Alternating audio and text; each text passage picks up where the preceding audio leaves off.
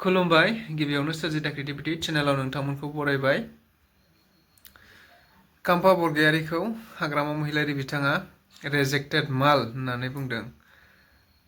जों बयबो समाजारि बिजोंनि गेजेरजों नुनो मोनखाबाय, थारमाने सासे लिडारनि खुगायाव बिदि रेजेक्टेड माल होनलायनाय बा एसे उसुबिदा बोरैबा खोनायो। अब्लाबो बिथाङा गावनिनो सासे मोनसे समनि समान समान आन्दलन खालामबोनाय, समान समान सरकाराव थाबोनाय एबा डिपुटि गावजों डिपुटि CMबो जाबोनाय, बेबायदिखौ हाजारखि गावनिफ्रायनो एंगारनानै थाङाथों मानो बा गावनि गोजानथिं जालाङाथों मानो बेयाव रेजेक्टेड माल होनलायनानै बुंनायाव एसे उसुबिदा खोनायो।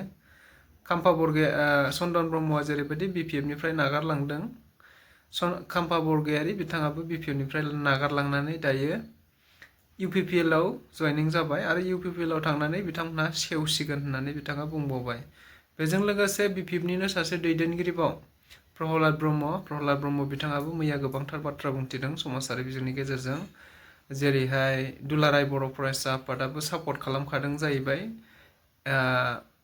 आदिबासिफोरनो ST होनायाव आरो राजबंशिफोरनो ST होनायनि बाथ्राखौ सापर्ट खालामदों होननानै बुंदों। ओंखायनो BPF राजखान्थि दोलोआबो फैबाय थानाय समाव सान्थालि बा ओरैहाय राजबंशिफोरनो ST होनायाव मदद खालामगोन बा जेबो आपत्ति गैया होननानै बिथाङा बुंदों। गुबुन फारसेजों UPPL राजखान्थि दोलोआ दायो जेबो खामानि मावनो हायाखै। अदेबानि गुबुन गुबुन बा बबेबा जायगाफोराव UPPL राजखान्थि दोलोआ दायो थाङोब्ला रायजो राजाफोरजों होसोजानो गोनांबो जासिगोन होननानै बिथाङा बुंथिदों। बेफोरनि माखासे भिडिअ क्लिप्स दं, नोंथांमोना भिडिअखौ नायब्ला रोखा जागोन आरोखि। খাম্পাটো রিজেক্ট মাল, এটোতো রিজেক্ট মাল। টিকিটও নাপায়, সিও নাপায়, এনে ফচি যাব চন্দন নিচিনা। আমি মিটিং কৰি পেলাই যিটো দেখিছে প্ৰাইমাৰী হিচাপে খুব ষ্ট্ৰং, আৰু আজি ইয়াত 160 জন UPPLৰ পৰা আমাৰ BPF দলত সোমাইছে। আৰু মই গুমাত আজি লৈ পেলাই 2 দিন হ'ব, যোৱা পৰহিও মই মিটিং কৰিছোঁ। মুঠতে গুমা সমষ্টি হিচাপে খুব ভাল আৰু আমি জিকিম BPF, কথা সেইটোৱে। আৰু যি যেনেকুৱা ধৰণত ওলাই আহিছে আদিবাসী আৰু বড়োসকলে, এইটোতো খুব ভাল চিম্বল বুলি ক'ব পাৰোঁ আমি। UPPLৰ নেতা গোৰ্খা ব্ৰহ্ম জেগাই জেগাই কৈ আছে যে মানে আপোনাৰ কাৰণে আপোনাৰ সতীৰ্থসকলে গৈ আছে, তেওঁলোকে নাকি UPPLৰ লগত মিলিব বিচাৰে। কোনে? এই BPFৰ লিডাৰ। UPPL দল নাথাকিব। এই 31 তাৰিখ মাৰ্চত পিছত আপোনালোকে চাওক UPPL দলৰ পৰা কিমান নেতা কৰ্মী আমাৰ দলত সোমায়। 31 তাৰিখলৈকে ৰৈ আছোঁ। আৰু UG ব্ৰহ্মই কি কৈছে মই শুনা নাই, মুঠতে UG ব্ৰহ্মক কোৱা নিচিনা BPF দলে হোৱা নাই। BPF দল বিৰাট ষ্ট্ৰং, আৰু আমি জানো আপোনালোকেও দেখি আছে BPF দলৰ মিটিং বুলি ক'লে কিমান পাব্লিক আহে, কিমান ৰাইজ আহে, চবেই জানে। কথা এইটোৱে 31 তাৰিখলৈকে বাট চাই থাকক। UPPLৰ বহুত নেতা কৰ্মীয়ে আমাৰ দলত সোমাব বাছ। আৰু আমি এনে কিবা প্ৰমোদ বড়োৰ নিচিনা যাহা প্ৰচাৰ কৰা নাই। চৰকাৰ অহাৰ পিছত BPF দল হিচাপে কি কি কাম কৰিব এইবিলাক কথাটোহে মই প্ৰচাৰ কৰি আছোঁ। কথা সেইটোৱে। UG ব্ৰহ্মক কোৱা কথাটো মিছা। কাম্পা বৰগয়াৰীও কালি বিজনেছ হৈছে। খাম্পাটো ৰিজেক্ট মাল, এইটোতো ৰিজেক্ট মাল। টিকিটও নাপায়, সিও নাপায়, এনে ফচি যাব চন্দন নিচিনা। दिनैहाय आदिबासि सेल जोंहा दंखायोमोन। दा आदिबासि सेलखौनो माने सान्थालि माखासे मानसिफ्रा, रावाबो आलदा, हारिमुवाबो आलदा, बेनिखायनो बिथांमोना सान्थालि सेल नांगौ होननायखाय दिनै सान्थालि सेल दानानै होनाय जाबाय। दा बेवहाय जोङो मिजिंथिदों बे सान्थालि सेल दानायनि गेजेरजों सान्थालि जाथिनि हारिनि जेनाखि भट, बे जोङो 80% मोननायनि मोनसे जोङो मिजिंखौ थिनो हायो। दिनै सान्थालि हारिया माखासे जेंनाफोर दं। दिनैहाय बिथांमोननि ST करननि खोथा दं, हा हुनि जेंनाफोर दं।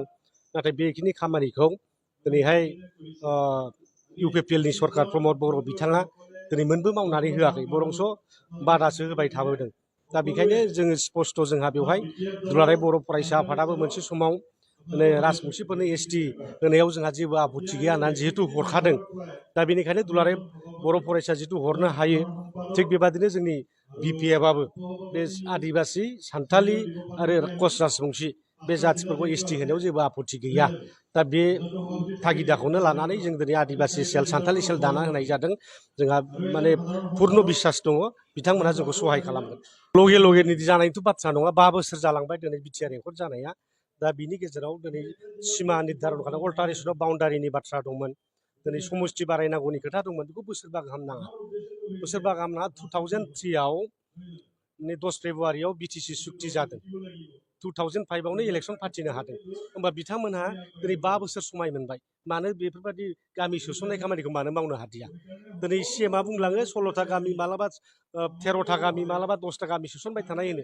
नियमाथ' बे नङा सिस्टेमा बे नङा बाउन्डारि कमिसन दङ बाउन्डारि कमिसनासो बेखौ डिक्लेयार होगोन गभर्नरासो डिक्लेयार होनांगौ बेबायदि खिन्थु बिथांमोना जेबो मावाखै दा बेखायनो बायदिसिना सानसेनि थाखाय मावनाय खामानि नङा साननैनि थाखाय नङा होनलाबायदों बिथांमोनहा जयग'था गैया मावनो हाया बेखौ बुंनानै लानाया मोजां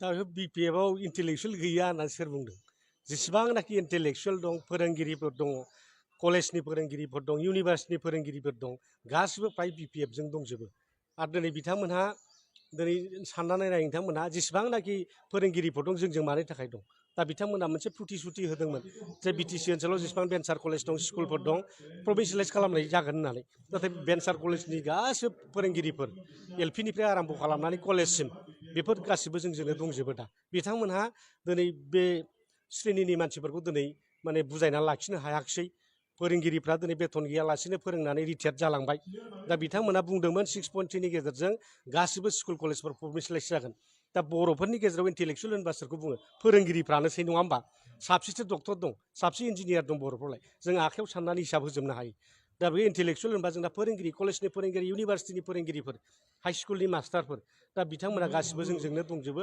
इन्टेलेक्सुवेला गासिबो जोंजोंनो दंजोबो आरो बे जों साथामखौ मानो गिबाय थादों बिथांमोनालाय जों साथामखौ मानो गिखो जोंखौनो गियोब्ला जों प्रहलाद कास्टम आरो बिक्रमखौनो गियोबा हाग्रामाजों माब्ला जुजिहैगोन बिसोरलाय दा बिथांमोनाव जयग' नेथा गैया उरखाव गोरा गावहानो जयग'था गैया जायनि थाखाय बिथाङा दिनै सारि मेखेला टेक्सटाइल हेन्डलुमनि दख'ना दाग्रा दिनै मन्थ्रि जाद्लाहैनांदों दिनै बड'लेण्ड वेलफेयार डिपार्टमेन्टनि मन्थ्रि जादों बड'लेण्डनि थाखाय मानो फैसा बिनानै लाबोनो हायाखै दिनै 10% इंक्रिमेन्ट जाबाय थायोमोन दिनै बड'लेण्ड वेलफेयार डिपार्टमेन्टनि मन्थ्रि जानानै मानो 10% इंक्रिमेन्ट खालामनानै लाबोनो हायाखै मानो सेन्ट्रेल गभर्नमेन्टआव जोंहा बाजेटआ 250 कोटि थाखा मोननांगौखौ मानो 50 कोटिल' खालामजाखो दिमा हासावना मानो बारायखो कार्बि आंलंना मानो बारायखो दिनै जुदि बिपिएफआव गोरों गैयाब्ला बै समाव बोरै एफाराब मावनो हाबोखो दिनैहाय जोङो नुबाय थादों 6 फाइनान्स कमिसनाव दिनै 1200 कोटि थाखाल' मोननो हादों प्रमद बर' दैदेननाया खिन्थु 6 फाइनान्स कमिसन जेलाखि हाग्रामा सारा दैदेनबाय थादों जोङो 1800 क्रर थाखा मोननो हादों बा डिफारेन्सखौ नायबानो जाबाय आरो दानि जेनाखि बाजेट दाबो 800 कोटियावनो दङ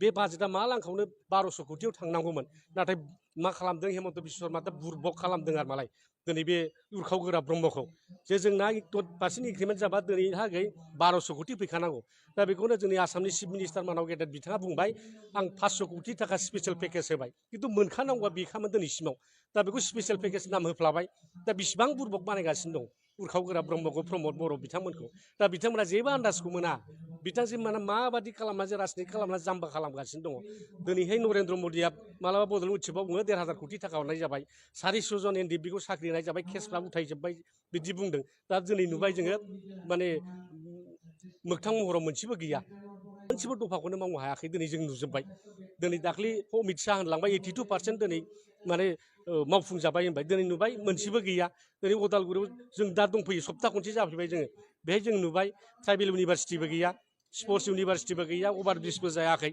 मोनसेबो जायाखै दा बोरै बुंनो हायो बिथांमोनालाय दा बिथांमोना गिदों बिराद बेबादि गिदों बे अरखि मोनथामखौनो बिराद गिदों आरो मालाय बे अरखि मोनथामा बिलाइ गोरान मोनोबा गथै हाग्राखौ सावजोबनो हायो जों ब्लावनानै नङा होमबा दा बेबादिनो खामलाबगासिनो दङ इउपिपिएलनि नेताफ्रा दिनै गैला बबेबा गामियाव थांफ्लांबा होसो जानोसो दिनै आराम्भ जासिगोन दा सरकारा एसे दंबावोखायसो बिथांमोननि खोथाया खुनु मथे सोलिगासिनो दङ 31 मार्चनि उनाव जुदि बिथांमोना फान्ड बाहायनो मोना होमबानो बिथांमोननि सरकारा गैला जागोन आरो रायजो राजाफ्रा बेखौ माने रावबो माने मानबो होनाय नङा खामफ्लायबो होनाय नङा सैमायाबो सोंनाय नङा